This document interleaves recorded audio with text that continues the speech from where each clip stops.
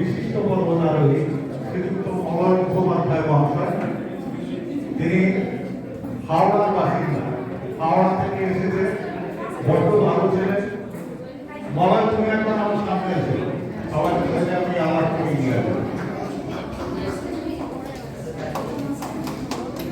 অনেক ছোট আমাদের চেয়ে।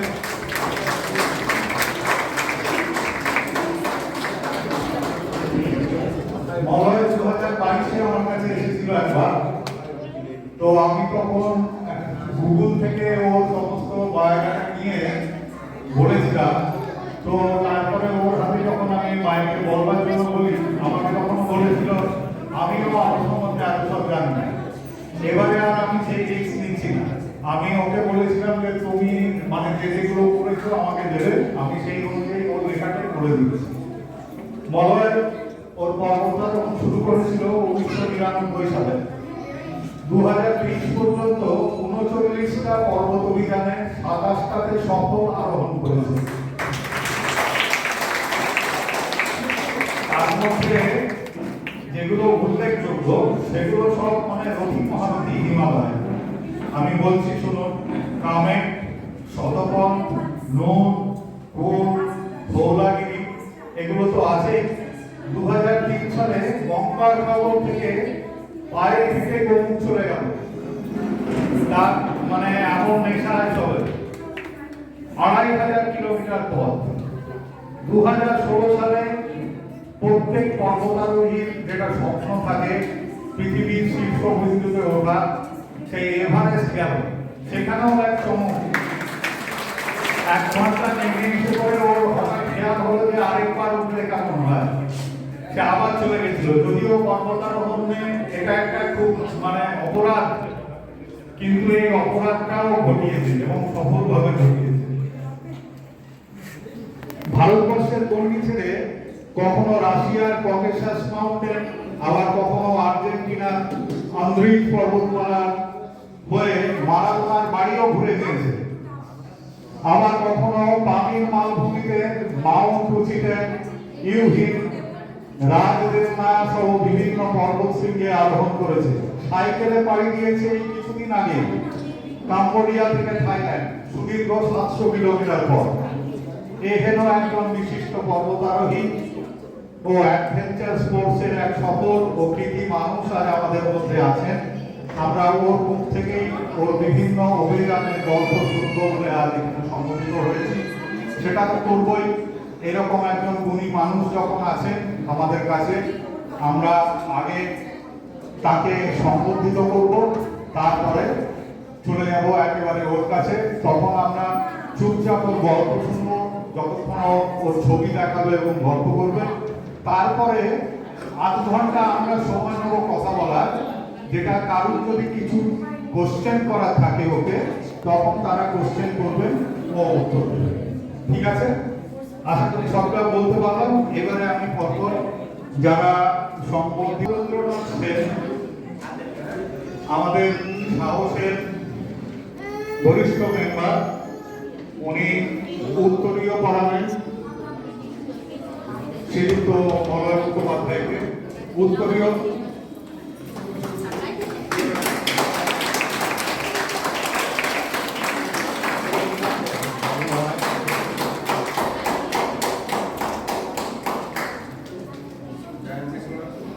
একটা এবারে সাহসের পক্ষ থেকে তুলে দেওয়া হবে শ্রীমতী গীতা সেন। আমি ওনাকে আসতে অনুরোধ করছি। উনি সাহসের পক্ষ থেকে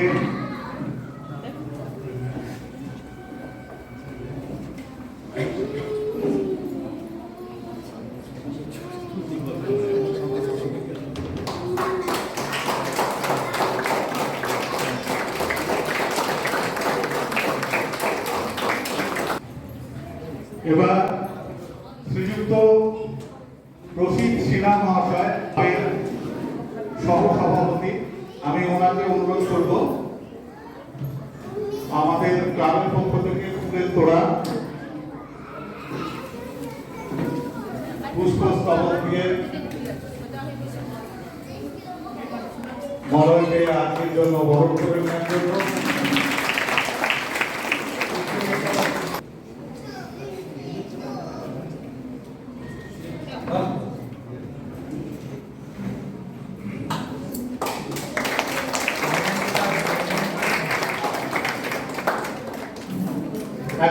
শুভেচ্ছা বার্তা ও আগামী দিনের জন্য ওটা আমাদের তাদের পক্ষ থেকে তুলে দিচ্ছি।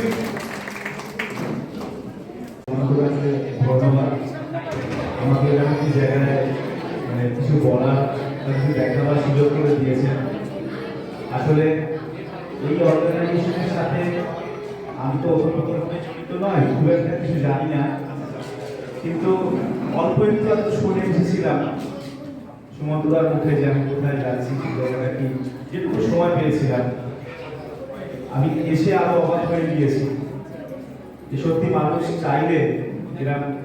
আমি আমার কথা একটু বলি, খুব ছোট বয়স থেকে যখন এদের বয়সী তখন থেকে আমি আমার এই সাবজেক্টটা শুরু করেছি। তো আমার ডিকশনারিতে সমস্ত বলবো না যে আমি 21 বছর বয়সে সাগর থেকে রোমো খেতে গিয়েছিলাম, তো আমার ডিকশনারিতে কিন্তু না বলে কিছু হয় না। আমি এখানে এসেও যেটুকু শুনলাম, যেটুকু জানলাম, আজ থেকে 30 বছর আগে হয়তো কোনো একটা গল্প যেটুকু শুনেছি, হয়তো আমার জানা কিছু ভুল হতে পারে, জিনিসটা 32 সবাইকে আমি বলতে পারবো না। আমার মনে হয় সেটা করতে গেলে অনেক বেশি সাহস বা দৃঢ়তার বিষয় লাগে। যাই হোক, সময় খুবই কম, আর আমাকে বলা হয়েছে যে আমি দেশের বাইরে বিভিন্ন জায়গায় যখন যাই, আমাদের এখানে অনেক অর্গানাইজেশনে আমাকে ছোটদের নিয়ে সারা বছর বলতে গেলে কাটাতে হয়। তো বিভিন্ন রকম গল্প আমার কাছে আছে, প্রতিটা দিন আমার কাছে কিন্তু একটা গল্প ঘটনা বহুল হয়ে থাকে। 15 দিন আগে আমি রাশিয়ার ককেশাস মাউন্টেনে গিয়েছিলাম। রাশিয়া, আজারবাইজান এবং জর্জিয়া, এই যে দেশগুলো আছে, এর মধ্যবর্তী জায়গায় যে পর্বত গ্রুপ অফ পিকস বলতে পারেন, যে পর্বতমালা আছে, সেটাকে বলা হয় ককেশাস মাউন্টেন এরিয়া। সেখানে গিয়েছিলাম, কিছুদিন আগে ছিলাম। সুমন্তদার সাথে আমার সবসময় যোগাযোগ থাকে, তার কারণ আমি যেখানেই যাই, যেহেতু আমি স্পোর্টসম্যান, ছোটবেলা থেকে ফুটবল খেলে বড় হয়েছি, মোহনবাগান পতাকা আমার কাছে থাকে, সেই ছবিগুলো আমি পাঠিয়ে জানাকে সবসময় যোগাযোগ থাকে। তো ওই জন্যই বললাম যে আমার ডিকশনারিতে যেরকম কোনো না নেই, প্রতিটা জায়গায় যখন যাই, ঘুরি, কথা বলি, সেখানে একটাই গল্প থাকে যে একটা মানুষ ফেলিওর থেকে সাকসেস কিভাবে যাবে। আমাদের জীবনটা সবসময় চ্যালেঞ্জ। যারা কথা শুরুতেই বললেন যে প্রতিটা মানুষই তার মতো করে স্ট্রাগল করে বেঁচে থাকে, কারোর হয়তো বেশি, কারোর কম। প্রাকৃতিক কারণে যাদের শুরুটাই হয়েছে একটু বেশি দিয়ে, তাদের স্ট্রাগলটা অবশ্যই একটু বেশি, কিন্তু আমাদের তো থেমে থাকলে চলবে না, আমাদের কিন্তু এগিয়ে যেতে হবে। তো তার যার যেরকম সামর্থ্য, যার যেরকম পারবে, সে সেরকম করে এগিয়ে যাবে। আর এখানে আমাকে বলা হয়েছে কিছু ছবি দেখাবার জন্য। আমি আপনাদের কাছে আজকে আমার এভারেস্ট অভিযানের যে গল্প, সেটা তুলে ধরবো। দেখানোর পর যার যা প্রশ্ন আছে আমাকে আপনারা করতে পারেন, তার কারণ আপনাদের প্রশ্ন করলে আমারও অনেক কিছু শেখা হয়। আমি যে খুব বেশি অ্যাডভেঞ্চার সম্বন্ধে জানি তা নয়, অনেক প্রশ্ন থেকে অনেক কিছু দিক তৈরি হতে পারে। আমি চেষ্টা করবো আমার পক্ষে যতটা সম্ভব উত্তর দেওয়ার, অবশ্যই চেষ্টা করবো। আর একবার ধন্যবাদ জানাই সাহস অর্গানাইজেশন যারা তৈরি করেছেন, যারা এর সাথে আছেন, এবং যে প্যারেন্টসরা। আমি বলছি না খুব একটা জানতাম না, আমি যখন জানলাম যে বিভিন্ন জেলা থেকেও, পাশাপাশি পুরুলিয়া থেকে এবং প্যারেন্টসদের এখানে ট্রেনিংটা দেওয়া হয়, তো তারাও এখানে নিশ্চয়ই আছেন। প্রত্যেককে আমি সম্মান জানিয়ে আমি আমার ছবিটা এখানে শুরু করছি। আমি যে ছবিটা এখন দেখাবো, এখানে দেখুন লেখা আছে Everest expedition 2016 dreams come true by Malay Mukherjee. স্বপ্ন তো একটা সফল হয়, সফলের চেষ্টা করতে হয়, বাস্তবায়িতার জায়গায় নিয়ে যেতে হয় সেই স্বপ্নকে। আর স্বপ্ন যে অনেকে বলে না, আমার স্বপ্ন তো ঠিক আছে, ও মুখটা করতে পারলে আমার স্বপ্ন, আমি দেখছিলাম আর এই বাড়ি করতে পারতাম। তো স্বপ্ন তো সেটাই হবে যেটা আপনি নয় পাবেন না, খুব চেষ্টা করে, আপনার খুব কষ্ট করে পেতে পারেন। আর বাড়ি করা কেন স্বপ্ন হতে পারে না? আমাকে গল্প করতে করতে বলছে সুইজারল্যান্ড যাওয়াটা আমার কাছে স্বপ্ন। ওটা স্বপ্ন হবে, ওটা স্বপ্ন কিসের আছে? একটু চেষ্টা করলে ওগুলো হয়ে যায়। তো চেষ্টাটা এরকম ভাবে থাকতে হবে। এই 16 সালের ছবিটা যখন আমি আপনাদের কাছে দেখাবো এখন, এর আগে আমি 15 সালে চলে যাচ্ছি। 2015 সালের 25শে এপ্রিল আপনারা জানেন একটি ভয়াবহ ভূমিকম্প হয়েছিল নেপাল এবং তার পার্শ্ববর্তী দেশগুলোতে, এমনকি আমাদের কলকাতা দুর্গাপুরেও হয়েছে। 25শে এপ্রিল আপনারা একটু স্মৃতির সেই যদি প্রবন্ধন করেন তাহলে বুঝতে পারবেন 25শে এপ্রিল এই ঘটনাটি ঘটে। যেদিন এই ঘটনাটি ঘটে 2015 সালে, সেদিন আমি আমার দল নিয়ে এভারেস্ট বেস ক্যাম্পে ছিলাম। সেদিন 22 জন পর্বতারোহী প্রাণ হারিয়েছিল। আমরা বেঁচে যাই ঘটনাচক্রে, খুব লাকিলি আমরা বেঁচে গিয়েছিলাম। 2015 সালের 25শে এপ্রিল একটা ভয়াবহ তুষারধস আসে। আপনারা একটু মনে করলে দেখবেন, আপনারা ইউটিউবে সার্চ করেও দেখতে পাবেন। নেপাল দেখেছিলেন তো, নেপালের সাংঘাতিক অবস্থা হয়েছিল, প্রচুর হেরিটেজ সাইট সব নষ্ট হয়ে গেছে, এখনো গেলে দেখতে পাবেন। তো ভয়াবহ ভূমিকম্প যখন হচ্ছে সেই সময় আমরা বেস ক্যাম্পে ছিলাম এভারেস্টে। সেদিন বেস ক্যাম্পে 22 জন মারা গিয়েছিল, আমরা বেঁচে যাই। তো সেই 15 সালে এভারেস্ট অভিযান বাতিল ঘোষণা হয়ে যায়। এত কষ্ট করে যাওয়া, এত বছরের অধ্যাবসায়, মানে ধরুন যখন আমি বলছি এদের বয়স থেকে আমি শুরু করি, সেই 1998 সাল থেকে তিল তিল করে গড়ে তোলা একটা স্বপ্ন একটা লহমায় শেষ হয়ে গিয়েছিল। সেদিন কলকাতায় ফিরে আসি, চোখে খুব জল এবং প্রচন্ড কষ্ট হয়েছিল ভেতরে, যে একটা স্বপ্ন যখন বাস্তবায়িতার দিকে একদম কাছে পৌঁছানোর জায়গায় সেই সময় ভূমিকম্প হয়, 22 জন মারা যায়, আমরা প্রাণ হাতে নিয়ে ফিরে আসি। তারপর আবার চেষ্টা করতে শুরু করি, থেমে থাকেনি কিন্তু, হেরে যাই, আবার চেষ্টা করি এবং 2016 সালে আবার উপস্থিত হয়ে যাই এভারেস্টের আঙিনায়। আমি সেই গল্পটা আপনাদেরকে তুলে ধরবো, খুব বেশি সময়ের জন্য নয়, 15 থেকে 20 মিনিটের মধ্যে আপনারা একটা স্টোরি দেখতে পাবেন।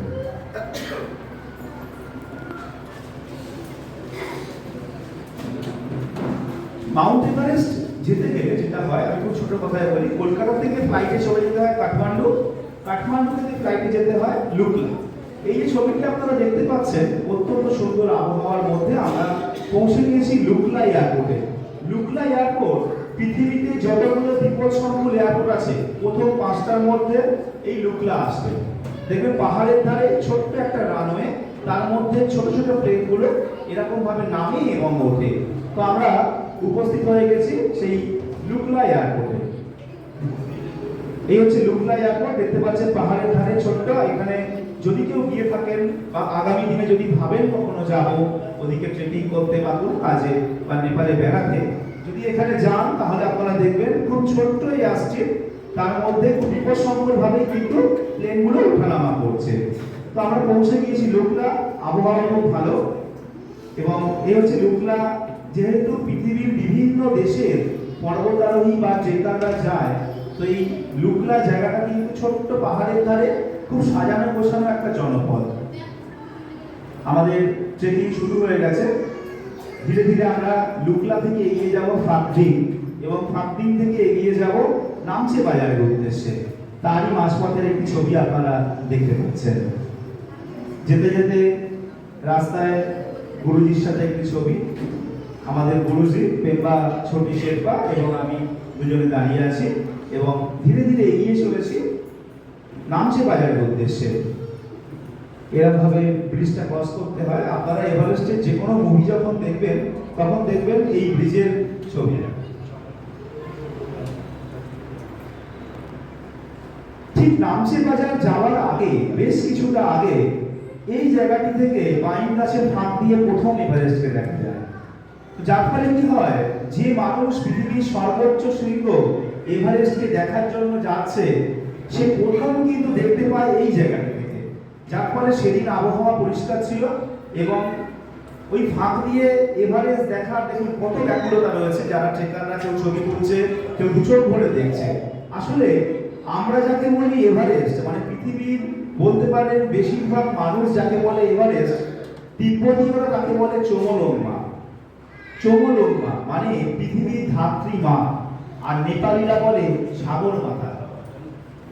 এভারেস্ট অভিযানে যে সার্টিফিকেট ইউজ করা হয় সেখানে কিন্তু কোনোদিন এভারেস্ট লেখা থাকে না, সেখানে লেখা থাকে চোমোলংমা।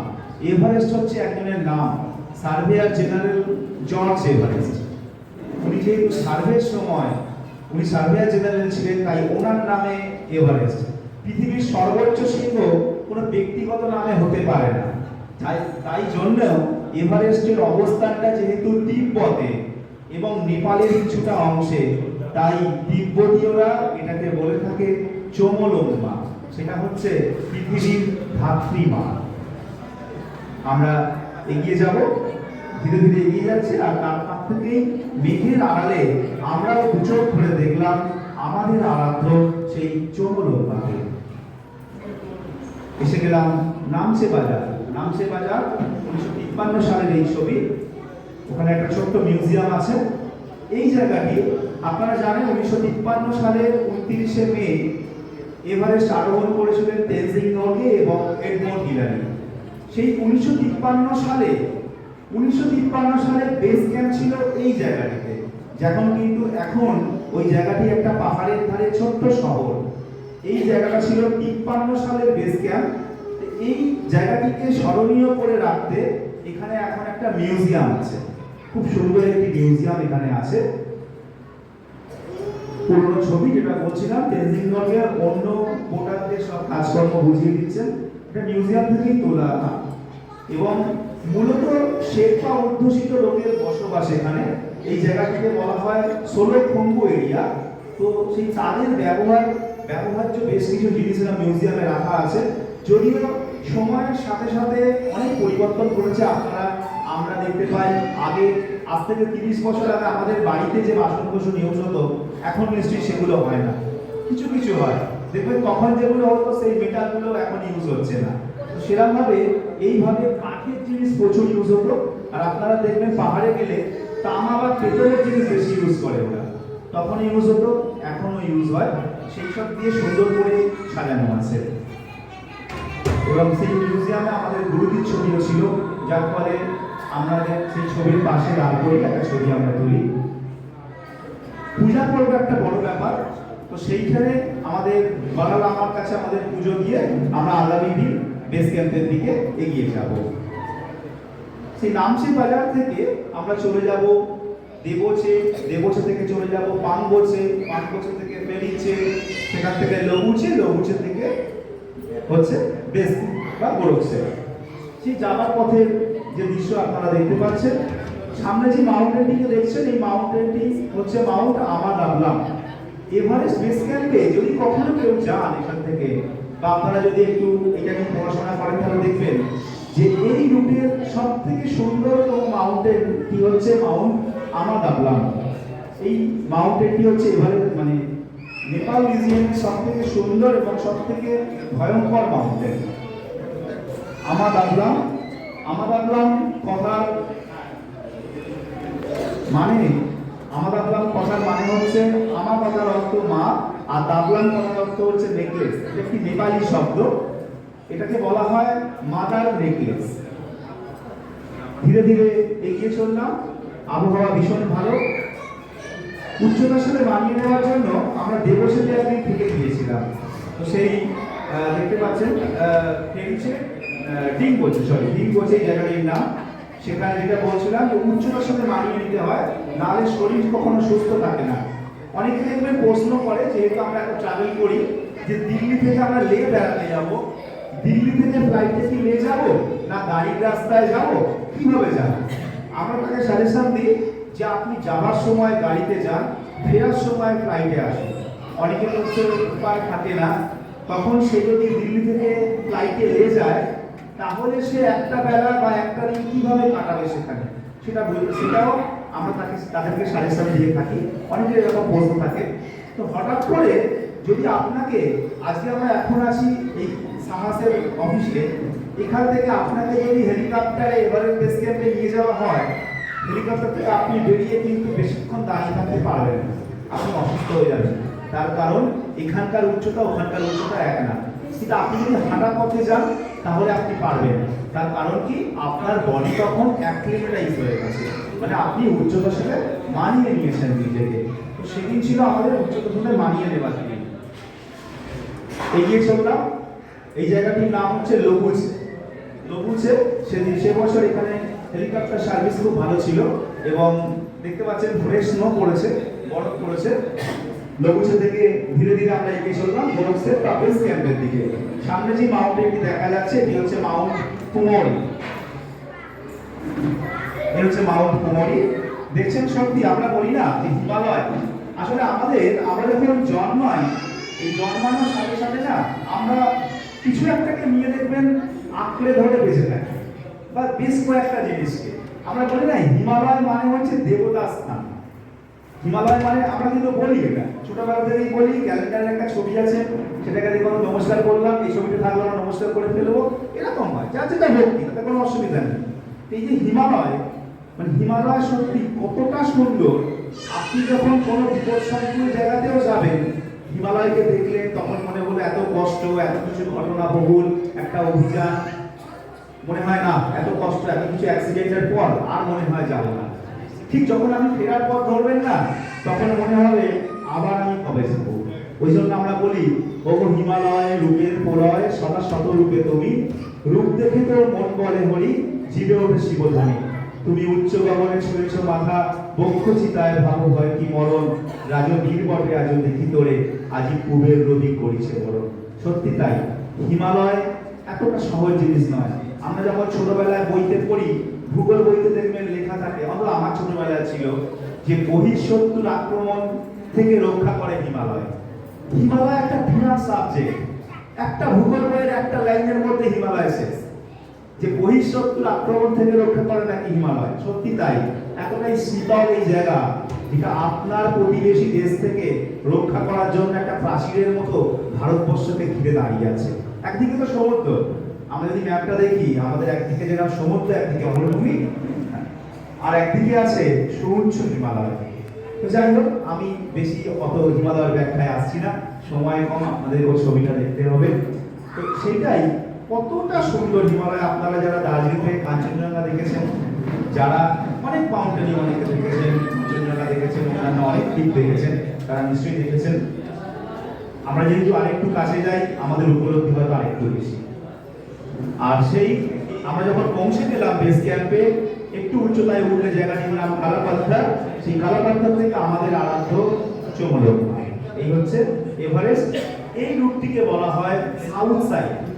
দুটো দিক থেকে এভারেস্টের সামিট হয়, এভারেস্ট সামিট হয় নরমালি। সেটা হচ্ছে, একটা হচ্ছে সাউথের দিক বা নেপালের দিক, একটা তিব্বতের দিক, সেটা হচ্ছে নর্থের দিক। আমরা গিয়েছি নেপালের দিক থেকে, এটা হচ্ছে সাউথ সাইড। আমি একটু ম্যাপে চলে আসি। এই যে ম্যাপটা দেখতে পাচ্ছেন, বেস ক্যাম্প থেকে পুরো দেখানো আছে। বেস ক্যাম্পের পর খুম্বু আইসফল, এই রুটের সব থেকে ভয়ঙ্কর রাস্তা। তারপর ক্যাম্প 1, ক্যাম্প 2, ক্যাম্প 3, ক্যাম্প 4, তারপর আমরা উঠে যাব সামিটের উদ্দেশ্যে। বেস ক্যাম্পে আমার পুরনো বন্ধু নীল দর্জি শেরপা বা নিমা দর্জি শেরপা। আমরা তখন বেস ক্যাম্প পৌঁছে গিয়েছি, চারপাশে বরফ, বিশাল বিশাল আইস টাওয়ার, তার মধ্যে আমাদের প্র্যাকটিস সেশন চলতে থাকলো। এই হচ্ছে খুম্বু গ্লেশিয়ার, খুম্বু আইসফল বা খুম্বু গ্লেশিয়ার এটাকে বলা হয়। পৃথিবীর সবথেকে বিপদ সংকুল এই গ্লেশিয়ার। তার মধ্যে যেটা বললাম, অ্যাক্লিমেটাইজেশন যে পার্ট হয়, সেটা হতে থাকলো। কখনো উপরে উঠে যাওয়া, কখনো এইভাবে ল্যাডারে প্র্যাকটিস করা, সেরকম ভাবে ধীরে ধীরে খুব সন্তর্পণে আমরা এই কাজগুলো করতে থাকলাম। কিন্তু দেখেছেন, সেফটি সবসময়, দড়ি কিন্তু আছে, সেফটি সব সময় আমাদের সাথে থাকে। প্র্যাকটিস সেশনের পর আবার ফিরে এলাম মূল বেস ক্যাম্প এরিয়াতে। সেখানে বন্ধুদের মধ্যে একটু খাওয়া দাওয়া করছি আমরা। এবং এই সময়, সে বছর আমরা 2016 সালে যখন যাই, সে বছর এভারেস্টে প্রচুর ইন্ডিয়ান ছিল, মানে ইন্ডিয়ান আর্মির টিম, আমরা বেঙ্গল থেকে গিয়েছিলাম আমাদের টিম, এরা ভাবে অনেক অনেক টিম ছিল এভারেস্টে। আর সেই বিকেলের পড়ন্ত আলোয় আমরা দেখতে পাচ্ছি মাউন্ট লুপসে। অ্যাকচুয়ালি না, এই লাইট একটু কমিয়ে দিলে ভালো লাগে, যদি আপনাদের মনে হয় লাইট কমাতে। হিমালয় দেবালয়, হিমালয় সত্যি দেবালয়। হিমালয় যে কত রূপ, ওই একবার গিয়ে তো হয় না, আমরা কথায় বলে দিই। আমি অনেকেই বলতে শুনি, বলছি হ্যাঁ ওই তো হিমাচল গেলাম, মানে আপনি হিমাচল প্রদেশের একটা রাজ্যে যাচ্ছেন, তাই তো মানালি হয়ে গেছে, ওদিকটা ঘোরা হয়ে গেছে। বলছে সিমলা ঘোরা হয়ে গেছে, হ্যাঁ বলছে আমি হিমাচল ঘুরে চলে এসেছি। বাস্তবে কি তা হয়? কোনোদিন সম্ভব? উমাপ্রসাদ মুখোপাধ্যায় যখন 50তম বার কেদার গিয়েছিল, কেদারে একটা উৎসব হয়েছিল, উনি 50তম বার যখন গিয়েছিলেন উমাপ্রসাদ মুখোপাধ্যায়, অনেক বই আছে আপনি পড়েছেন, উনি বলেছিলেন 3বার জন্মালেও হিমালয় দেখা সম্ভব হয় না। আর মানুষ বলে দেয় ও আমার ওটা হয়ে গেছে, বলছে আমি তো ওখানটা করে দিয়েছি, লাদাখ হয়ে গেছে। 6 দিনের জন্য 10 দিনের জন্য লীলারাত বেড়াতে গিয়ে নাকি বলে আমার লাদাখ দেখা হয়ে গেছে। আমি জানি না তারা কিভাবে বলে।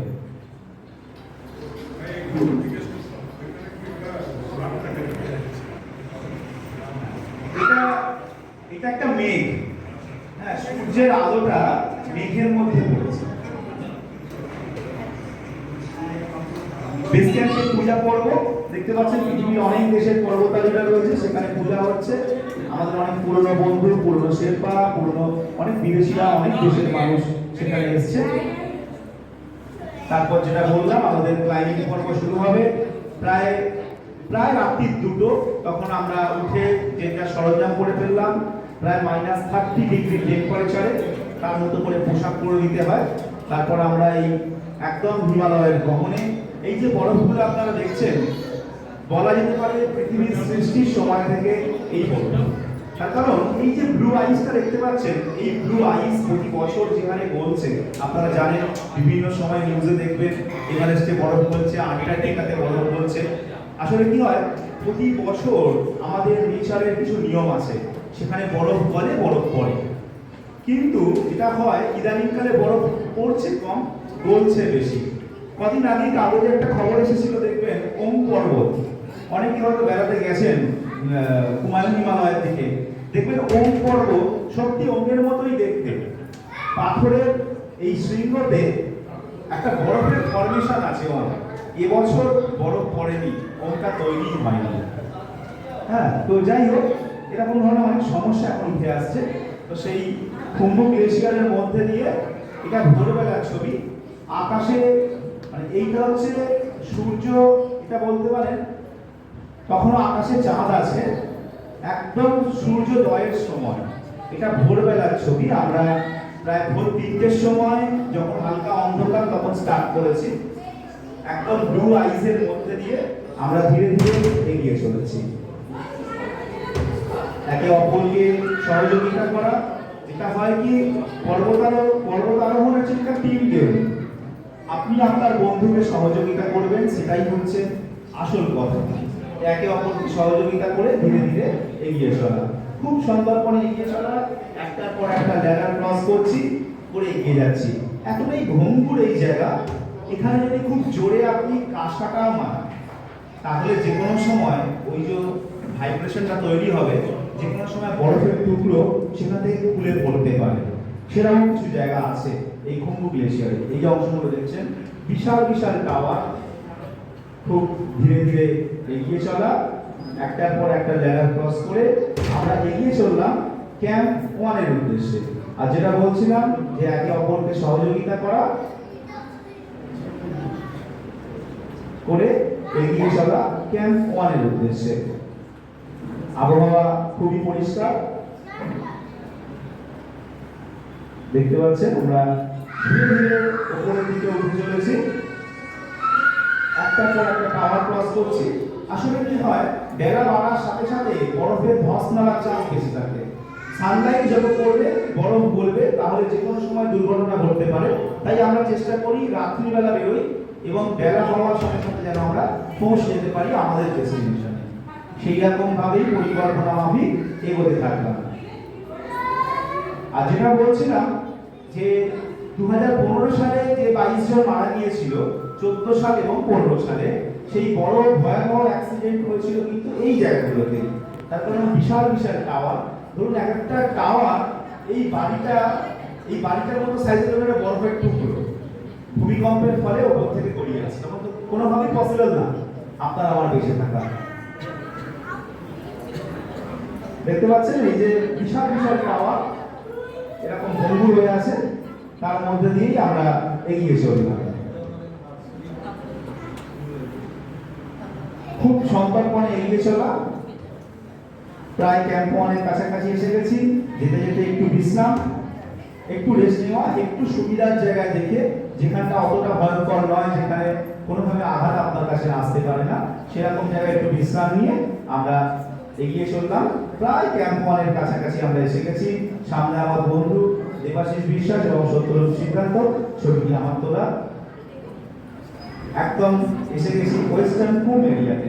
সামনে দেখা যাচ্ছে মাউন্ট লোৎসে, বাঁদিকে দেখা যাচ্ছে এভারেস্টের দেওয়াল। আমরা পৌঁছে গেছি ক্যাম্প ওয়ান। ৬০০০ মিটার উচ্চতায় হচ্ছে আমাদের ক্যাম্প। বিশাল বিশাল দিবস। পিছনে দেখা যাচ্ছে মাউন্ট কুমরি শৃঙ্গ, আর সামনে দেখা যাচ্ছে আমাদের আরাধ্য মাউন্ট চৌরঙ্গা বা পৃথিবী যাকে ডাকে মাউন্ট এভারেস্ট, আর সামনে দেখা যাচ্ছে মাউন্ট লোৎসে। এই জায়গাটিকে বলা হয় ওয়েস্টার্ন কুম এরিয়া। দিনের বেলা টেম্পারেচার এখানে হয় +40, আর রাত্রির বেলা হয় -30, 35 চলে যায়। এই জায়গাটি একদম অ্যাম্পি থিয়েটারের মতো ঘেরা, যার ফলে এখানে হাওয়া খুব কম চলে। যদি সানি ডে হয়, ধরুন একদম ঝকঝকে আবহাওয়ার দিন, তাহলে দিনের বেলা টেম্পারেচার তাবুর মধ্যে +40 হয়ে যায়, এত বরফের মধ্যেও কিন্তু এই উচ্চতায়। আর রাত্রিবেলা টেম্পারেচার -30 হয়ে যায়, যার ফলে এই জায়গাটা সার্ভাইভ করা খুব অসুবিধাজনক হয়ে যায়।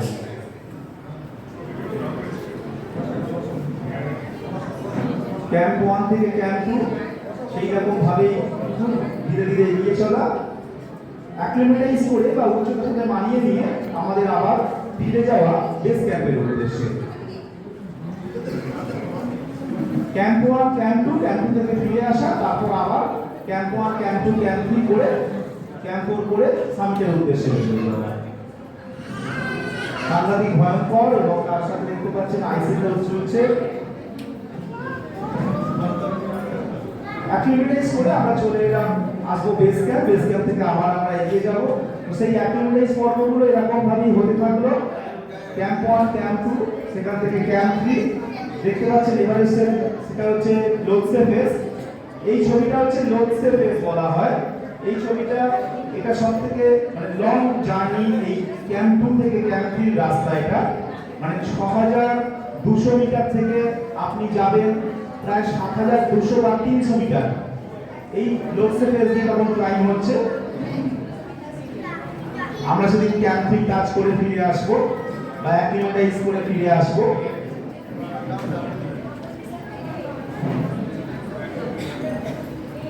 একটার পর একটা ওয়াল ক্লাইম হচ্ছে। তখন দেখেছেন খুব আর্লি মর্নিং এর ছবি এগুলো। সারিবদ্ধভাবে আমরা চলেছি। সামনে দেখা যাচ্ছে মাউন্ট এভারেস্ট।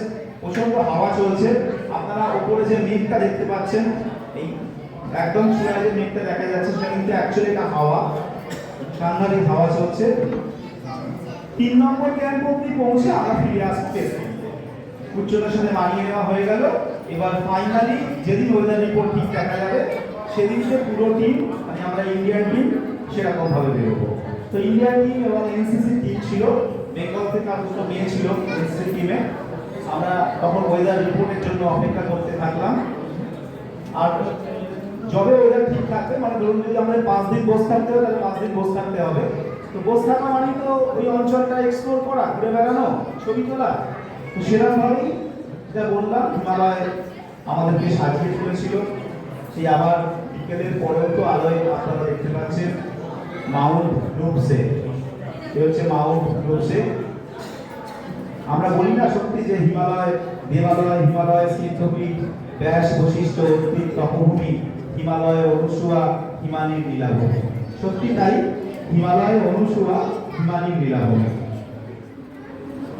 আর একটু কাছ থেকে দেখে নেওয়া মাউন্ট লোৎসেকে। তারপর আমরা ওয়েদার রিপোর্ট দেখতে থাকলাম। যেদিন ফাইনাল ওয়েদার রিপোর্ট পেলাম, সেরকম ভাবে এগিয়ে চললাম। বেস ক্যাম্প থেকে ক্যাম্প ওয়ান হয়ে ক্যাম্প টু। এই ছবিটা আপনারা দেখতে পাচ্ছেন ক্যাম্প টু। ক্যাম্প টু থেকে আমরা চলে এলাম ক্যাম্প থ্রি। ৭২০০ মিটার উচ্চতায় ক্যাম্প থ্রি। বরফের দেওয়াল কেটে সেখানে দেখতে পাচ্ছেন একটা গ্রেডিয়েন্টের মধ্যে আমাদের রাত্রিবেলা শোয়ার সময়ও অ্যাঙ্কার করে শুতে হয়। তার কারণ কখনো কোনোভাবে টয়লেট বা বাইরে কাপড় বেরোতে গেলে আপনার পা ফসকে যেতেই পারে। মেম্বাররা উঠে আসছে। ক্যাম্প 2 থেকে ক্যাম্প 3 আসার পর কিছুক্ষণের রেস্ট, প্রায় হাফ বেলার মতো রেস্ট নেবার পরে আমরা প্রায় ভোর রাত্রি 3টের সময় বেরিয়ে যাব ক্যাম্প 4 এর উদ্দেশ্যে। এটা ক্যাম্প 4 এর ছবি দেখতে পাচ্ছেন। ক্যাম্প 4 এর প্রায় কাছাকাছি এসে গেছি। সামনে দেখা যাচ্ছে মাউন্ট এভারেস্ট, প্রচন্ড হাওয়া চলছে। এভারেস্টের মাথায় একটা ঝড় বয়ে যাচ্ছে। এই যে মেঘগুলো আপনারা দেখছেন, এটা হচ্ছে একটা উইন্ড স্পিড, মেঘের আস্তরণ এসে এভারেস্টে ধাক্কা মারছে। ভীষণ জোরে হাওয়া চলছিল এই সময়। আমরা প্রায় ক্যাম্প 4 এর কাছে চলে এসেছি। ক্যাম্প 4 এর উচ্চতা অলমোস্ট 8000 মিটার। বিজ্ঞানের কথায় এখানে প্রাণ বেশি সময় জীবিত থাকতে পারে না, ওই জন্য এখান থেকেই নর্মালি দেখা যায় যে কৃত্রিম অক্সিজেনের সাহায্য নিতে হয়। তো সেই এই জায়গাটির উচ্চতা 8000 মিটার বলা যায়, মানে 7990 মিটার, অলমোস্ট 8000 মিটার। এটাকে বলা হয় ডেড জোন। এটা সাউথ মানে সামিট ক্যাম্পে বা সাউথ করে আমাদের বন্ধুরা, আমরা 4 বন্ধু। বিকেলের ছবি, সামনে দেখা যাচ্ছে মাউন্ট এভারেস্ট। এই তাঁবুগুলোয় আমরা রয়েছি। এখানে অনেক তাঁবু লাগাবার জায়গা, অনেক তাঁবু ভেঙে ছিন্ন ভিন্ন হয়ে গেছে। অনেক মানুষ এখানে তাদের মৃতদেহ রয়েছে, একটু দূরে রয়েছে, হয়তো আইসে ঢাকা রয়েছে, এরকম ভাবে রয়েছে। যদিও আমাদের সেটা দেখা উদ্দেশ্য নয়, কিন্তু তার অস্তিত্ব আমরা বুঝতে পারছি। সেই সাউথ পলে আসি এবং তখন ভাবছি যে আগের বছর ফিরে গিয়েছি, একটা স্বপ্নের একদম সফলতার কাছে আমরা দাঁড়িয়ে আছি। আর একটা দিন আরোহণ, এইখান থেকেই সামিটে আমরা বেরিয়ে যাব। মনের মধ্যে একটা উত্তেজনা, কত পৃথিবীর বিখ্যাত পর্বতারোহী, বিখ্যাত মানুষ এখানে এসেছে, আজকে আমরা এখানে রয়েছি। তো দিনটা ছিল 20শে মে 2016 সাল, বুদ্ধ পূর্ণিমার দিন ছিল। আমরা সন্ধ্যেবেলা রওনা দিয়েছিলাম সামিটের উদ্দেশ্যে। একদম কি বলবো আপনাকে, মানে একদম মুনলাইট, পূর্ণিমার আলো বরফে পড়ে চতুর্দিকে আলোকিত হয়ে আছে। তার মধ্যে দিয়ে আমরা এগিয়ে যাচ্ছি। যতই এগিয়ে যাচ্ছি, যতই উচ্চতায় উঠছি, ডান দিকে তিব্বত, বাম দিকে নেপাল, মানে সেটা না ভাষায় প্রকাশ করা আমার পক্ষে এই মুহূর্তে সম্ভব নয়। সেই পরের ছবিটা আপনারা রাত্রিবেলার ছবি দেখবেন। রাত্রিবেলা তখন আমরা অনেকটা উঠে এসেছি, প্রায় ভোর হবে সেই সময়ের ছবি। আমরা স্টার্ট করেছিলাম 20 তারিখ সন্ধ্যেবেলা 12টার পর, তখন 21 তারিখ হয়ে গেছে। দিনটা ছিল 21শে মে 2016 সাল। প্রায় চূড়ার সফলতার কাছাকাছি আমরা এসে গেছি। এই জায়গাটিকে বলা হয় Hillary step. Hillary step cross করে গেলেই আমরা এভারেস্টের সামনে পৌঁছে যাব। এটা আরেকটা হিলারি স্টেপের ছবি, অন্য সময় তোলা। ঠিক হিলারি স্টেপ ক্রস করে আমি আর সত্যরূপ সিদ্ধান্ত, আমরা 4 জন সদস্য ছিলাম। আমি, সত্যরূপ সিদ্ধান্ত, রুদ্রপ্রসাদ হালদার এবং রমেশ রায়, সাথে আমাদের গুরুজি ছিলেন পেম্বা ছোটি শেরপা। আমরা ভোরবেলা খুব আর্লি, ভোর 4টের সময় প্রায় কাছাকাছি পৌঁছে গিয়েছিলাম। তো অন্ধকার যেহেতু ছবি তুলতে পারবো না, হিলারি স্টেপের তলায় অপেক্ষা করছিলাম। তারপর ধীরে ধীরে উঠে যাই। 5টা বেজে 25 মিনিটে সত্যরূপ সিদ্ধান্ত আর আমি এভারেস্টের সকল শিখরে আরোহণ করি। এটা হচ্ছে এভারেস্টের টপ, আপনারা দেখতে পাচ্ছেন। তো সেটা সত্যি একটা আবেগ ঘন জিনিস ছিল। আমার প্রিয় ক্লাব এই দিনকে পতাকা নিয়ে, এবং আমার প্রিয় ক্লাব মোহনবাগান পতাকা, এবং অবশ্যই আমাদের হাতে তখন জাতীয় পতাকা। 5টা বেজে 25 মিনিটে সেই সফলতা শুধুমাত্র আমার সফলতা ছিল তা বলবো না, বা আমাদের নয়, আমাদের সবার। তার কারণ আপনাদের মতো মানুষের ভালোবাসা, গুরুজনদের আশীর্বাদ, ছোটদের ভালোবাসা, এইটা পাই বলেই পরপর এই কাজগুলো করতে পারি। তার কারণ যখনই কোনো বিপদসংকুল জায়গায় যাই, আপনি অনেক স্টোরি আমার নাম সার্চ করলে পাবেন। বিভিন্ন লোকের বডি নিয়ে আসা, কখনো আমার প্রিয় মানুষকেই হারিয়েছি, তার বডিটাও আমাকে আনতে হয়েছে। এরা অনেক কঠিন পরিস্থিতির সম্মুখীন হতে হয়। আর তখন মনের জোরগুলো কিন্তু বাড়ায় এই আপনাদের মতো মানুষের উৎসাহগুলো। আপনাদের আশীর্বাদ থাকুক আমাদের পথে হয়ে, আর এরকম ভাবেই আমাদের অ্যাডভেঞ্চার চলতে থাকুক। এখানে যারা ছোটরা আছে, যেই থাকুক না কেন, আমরা একটাই কথা বলি যে সবাই পর্বতারোহী হবে এরকম ব্যাপার না। যে সাবজেক্টটা পারে, আজকে কোনো একটা মানুষ কোনো একটা সময় তার ভাবনা হয়েছিল, ভাবনাটা বাস্তবায়িত হয়েছে এই সাহসে এবং তার কর্মকাণ্ডে। তো কোনো মানুষ যদি তার গোলটা ভেবে নেয় যে আমি এই সেবামূলক প্রতিষ্ঠানের এভারেস্টকে টাচ করব, তাহলে সেটা কিন্তু পসিবল, সেরকমভাবেই হওয়া। মানে আমার বক্তব্যটা হলো যে যে কাজটা ভালো পারে সেই সাবজেক্টের এভারেস্ট কাজ করার চেষ্টা করা উচিত। এখন দেখেছেন প্যারা অলিম্পিক হচ্ছে, আমরা দেখছি তাদের সফলতা দেখতে পাচ্ছেন, তার মানে সে সেই সাবজেক্টের সব থেকে টপটা ছোঁয়ার চেষ্টা করেছে। চেষ্টাটা করতে হবে, চেষ্টা করলে আপনি সাকসেস পাবেন, অবশ্যই পাবেন। কিভাবে পাবেন সেটা পরের কথা, আমি অত বেশি ব্যাখ্যাতে আসছি না, বলতেও অনেক এখানে সময়টাও কম। আমি না ছোট একটা উদাহরণ তুলে দিতে পারি, একটু বলতে পারি। আমি ছোট কথা বলি, দেখুন খুব সিম্পল ব্যাপার। আমি ভাবতাম আমরা দেখবেন ছোটবেলায় আমি আরো ছবিতে আসছি পরে, এখন ছবি শেষ হয়নি। আমরা ছোটবেলায় না যে গল্পগুলো পড়ি, দেখবেন যে দেশগুলোর নাম বলি, এখন হয়তো সোশ্যাল নেটওয়ার্ক সাইটে একটু বেশি বলে বেশিবার অনেক দেশের নাম উঠে আসে। না হলে আমরা এই ওয়ার্ল্ড কাপের সময় বলতাম পর্তুগাল, ওয়ার্ল্ড কাপের সময় বলতাম ব্রাজিল, তার সময় বলতাম আর্জেন্টিনা, কখনো বলতাম বুলগেরিয়া, চেকোস্লোভাকিয়া, তাই কিন্তু বলে আসছি। এখনো তাই বলি, হয়তো 4 বছরে একবার ওই নামগুলো উচ্চারণ। আচ্ছা, আমরা যদি তখন একবার ভাবি এই আর্জেন্টিনা দেশটা কোথায়, এটা কিভাবে যাওয়া যায়, এখন কিন্তু এই জানাটা মানুষের কাছে অনেক সহজ, যখন আপনার হাতের ফোনটা জানতে পারবেন। আমার কাছে একটাই কথা, যে আপনার চেষ্টা, আপনার তাগিদ যদি নিয়েছে, আপনি যদি প্রশ্ন করেন নিজেকে, প্রশ্ন করেন। আমি কেন এই কথাটা বলছি, আমি খুব সাধারণ একজন, খুব সাধারণ। আমি যদি পারি তাহলে সবাই পারে। আমি প্রশ্ন করলাম একদিন, আচ্ছা আর্জেন্টিনা কোথায়, কিভাবে যায়, কেন হয়, আচ্ছা ফ্লাইটের কনসেশন কিভাবে পাওয়া যায়, মানে প্রশ্নটা করতে হবে। প্রশ্ন নিজেকেই প্রশ্ন করতে হবে। এখন উত্তর আপনার হাতে আছে, আপনি ফোনটা সার্চ করে পেয়ে যাবেন, ম্যাক্সিমাম পাবেন, সব পাবেন না, কিন্তু গুগলে সার্চ করে সব উত্তর পাওয়া যায় না। তো সেই তাগিদটা আপনি যদি সেইটা ভাবতে থাকেন, এই তাগিদ আমাকে নিয়ে চলে গিয়েছিল আর্জেন্টিনায় মারাদোনার বাড়ি। আপনি ভাবতে পারেন একটা কি সাধারণ হাওড়ার ছেলে, তার স্বপ্নের নায়ক মারাদোনার বাড়িতে গিয়ে পৌঁছবো, এই পৃথিবীর শ্রেষ্ঠ থেকে শ্রেষ্ঠতম ফুটবলারের কাছে, শ্রেষ্ঠতম ব্যক্তিত্বের কাছে, যে মানুষরা জাতিকে নাড়িয়ে দিতে পারে। পৃথিবীর সব মানুষ, পৃথিবীতে যে কজন মানুষ নাম সব থেকে বেশি উচ্চারণ হয় তার মধ্যে Diego Armando Maradona, Charlie Chaplin এবং পেলে, আরো অনেকে আছে। এদের নাম প্রথম সারিতে হয়ে এসেছে। তাহলে যে মানুষ এই জায়গায় করতে পারে, একবার দেখি না, চেষ্টা করি সেখানে যাওয়া যায়। ওই জন্যই বলছি যে যে সাবজেক্টটা ভালো করে, কেউ সেলাই ভালো করতে পারে, তাহলে সে সেলাইটা এটা নিয়েই ভাবো, দেখবেন আপনি অনেক দূর চলে যাবেন। যে কেউ সেটা সম্ভব। হ্যাঁ, চেষ্টাটা অবশ্যই থাকতে হবে, হার্ডওয়ার্ক থাকতে হবে। সস্তায় কিন্তু কিছু হবে না, সস্তায় কোনোদিন কিছু হবে না। তা একবার দুবার হতে পারে, সস্তায় কোনোদিন কিছু হবে না। যাই হোক, আমি আমার ছবিতে ফিরে আসি। এবারে সফল আরোহণ করে, যেটা সুমন্তদা বলছিল একটু আগে, 5:25 যখন আমি আরোহণ করি, আমার সাথে আমার গুরুজি ছিলেন না, মানে টেম্বাজি শেরপা। টেম্বাজি যে কটা অভিযান একসাথে আমরা আরোহণ করেছি, প্রতিটা অভিযানে ওনার পায়ে হাত দিয়ে আমি নমস্কার করতাম। কিন্তু এভারেস্টে তখন আমার 2 বন্ধুকে নিয়ে উনি উঠছেন। এভারেস্ট সামিট করে আমরা নেমে যাচ্ছিলাম, 2 বন্ধু। বেশ কিছুটা নেমে যাওয়ার পর টেম্বাজি যখন রমেশ রায় এবং রুদ্রকে নিয়ে উঠছে, তখন আমি বলি, টেম্বাজি আমি আরেকবার একটু টপটা আপনার সাথে গিয়ে দাঁড়াবো এবং আপনাকে প্রণাম করবো। টেম্বাজি কোথায় মানা করেছিলেন, পরে বুঝেছিলেন না এটা শুনবে না।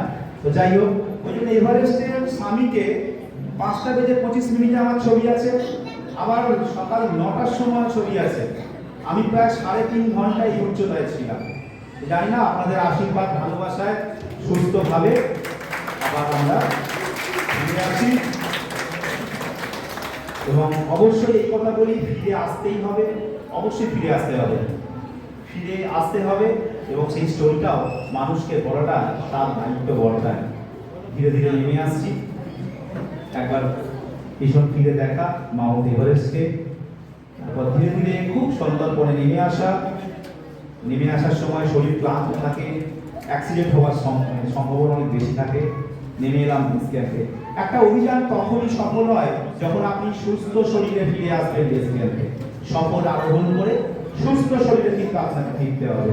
ফিরে এলাম বেস ক্যাম্প, এবং বেস ক্যাম্প থেকে ফিরে আসার সময় আর একবারের জন্য দেখে নেওয়া সেই আমাদের পৃথিবীর ধাত্রীমাকে, যাকে আমরা সবাই বলি এভারেস্ট। তিব্বতী ওরা বলে চমলম্বা, আর নেপালিরা বলে সাগর মাতা। অসংখ্য ধন্যবাদ সবাইকে, ভালো থাকবেন।